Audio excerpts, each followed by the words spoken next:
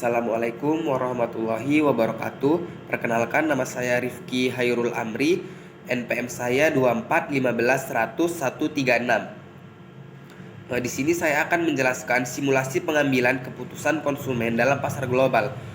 Tujuan dibuatnya video ini untuk memenuhi tugas mikroekonomi saya. Dalam simulasi pengambilan keputusan konsumen pasar global, itu ada yang namanya utilitas. Apa sih itu utilitas? Utilitas merupakan tingkat kepuasan yang diperoleh seseorang dari mengonsumsi barang atau jasa ketika produk yang bermanfaat bagi kebutuhan dan keinginan konsumen. Mereka dapat memperoleh utilitas tertentu dari mengonsumsinya. Ada dua jenis utilitas yang berbeda, yaitu utilitas yang diharapkan dan utilitas subjektif. Seorang siswa memilih belajar karena mereka ingin ujian. Kita makan karena kita lapar. Lalu kita tidur untuk kita memberi tubuh kita waktu istirahat. Utilitas terlihat dalam segala hal yang kita lakukan dan memperoleh kepuasan dari mengonsumsi atau menggunakan barang atau jasa tersebut. Inilah yang menjadi perhatian. Teori utilitas menjelaskan pilihan individu dan mengukur tingkat kepuasan dan mengonsumsi barang atau jasa. Utilitas terbagi menjadi dua, yaitu utilitas marginal dan utilitas total. Apa sih itu utilitas marginal? Utilitas marginal adalah kepuasan yang diterima seseorang dari mengonsumsi satu unit tambahan barang atau jasa yang sama. Contohnya, saya minum satu gelas air. Gelas pertama saya memperoleh 10 unit kepuasan. Utilitas marginal yang diperoleh dari gelas pertama adalah 10. Kemudian saya minum lagi gelas kedua. Saya memperoleh 8 unit utilitas kepuasan. Selanjutnya saya minum lagi. Minum gelas ketiga dan hanya memperoleh 7 unit kepuasan atau utilitas. Jadi, utilitas marginal yang diperoleh dari gelas ketiga adalah 7. Selanjutnya, ada utilitas total atau TU. Utilitas total adalah kepuasan yang diterima seseorang dari mengonsumsi semua unit barang atau jasa yang sama. Utilitas total diperoleh dari penambahan setiap utilitas marginal dari setiap unit tambahan. Contohnya, melanjutkan contoh yang tadi ya. Kan saya kan pertama minum satu gelas memperoleh 10 kepuasan. Begitu gelas kedua saya memperoleh 8 kepuasan. Gelas yang ketiga saya memperoleh 7 kepuasan. Jadi total utilitas itu atau utilitas total tersebut dia akumulasi dari seluruh unit utilitas yang saya peroleh dari gelas pertama, gelas kedua, dan gelas ketiga, yaitu 10 ditambah 8 ditambah 7, yaitu 25 unit utilitas kepuasan. Selanjutnya itu ada demonstrasi pemilihan barang. Dalam mikroekonomi, demonstrasi pemilihan barang itu biasanya melalui beberapa tahapan atau perencanaan seperti preferensi atau selera konsumen. Jadi, konsumen itu memiliki preferensi atau selera terhadap barang atau jasa yang diinginkan mereka. Dan selanjutnya ada keterbatasan anggaran atau budget constraint. Jadi, konsumen itu memiliki anggaran terbatas. Nggak semua orang ini kan, contohnya misalnya kan nggak semua orang ini banyak uangnya gitu. Jadi ini termasuk keterbatasan anggaran atau budget constraint itu. Jadi konsumen itu memiliki anggaran terbatas, sehingga mereka harus memilih barang yang sesuai dengan kemampuan mereka dan kebutuhan mereka.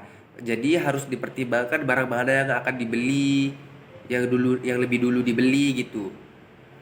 Selanjutnya ada analisis utilitas. Jadi konsumen akan mencoba memaksimalkan kepuasan atau utilitas dari pilihannya.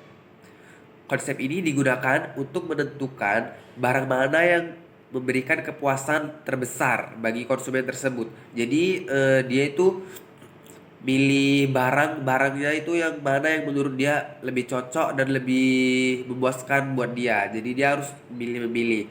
Dan itu selanjutnya ada pengaruh harga dan pendapatan. Pengaruh harga atau pendapatan ini mempengaruhi pemilihan barang konsumen. Misalnya jika harga barang turun atau pendapatan naik, konsumen mungkin lebih gimana ya? Lebih banyak barang atau jasa yang berbeda gitu. Jadi itulah urutan atau demonstrasi yang menggambarkan bagaimana konsumen dalam mikroekonomi itu memilih barang. Nah, jadi untuk teori selanjutnya dan sebagai akhir dari teori ini, nah selanjutnya itu ada budget constraint dalam konteks mata uang asing. Apa sih itu budget constraint dalam mata uang asing? Nah, jadi budget constraint dalam konteks mata uang asing ini adalah batasan atau kendala anggaran yang dihadapi oleh organisasi atau perusahaan, bisa kita bilang, dalam mengalokasikan dan menggunakan dana yang dimiliki dalam mata uang yang berbeda dari mata uang domestik yang biasa digunakan oleh perusahaan atau organisasi tersebut. Ketika mengatur anggaran dalam mata uang asing, ada beberapa faktor yang perlu diperhatikan. Salah satunya adalah nilai tukar. Jadi nilai tukar itu fluktuasi nilai tukar antara mata uang domestik dan mata uang asing. Nah, jadi dapat mempengaruhi daya beli. Misalnya jika nilai tukar melemah, biaya dalam mata uang asing akan meningkat. Nah, selanjutnya itu ada inflasi di negara asing. Jika inflasi tinggi dengan mata uang asing tersebut, biaya dapat menjadi lebih mahal meskipun nilai tukar itu berubah.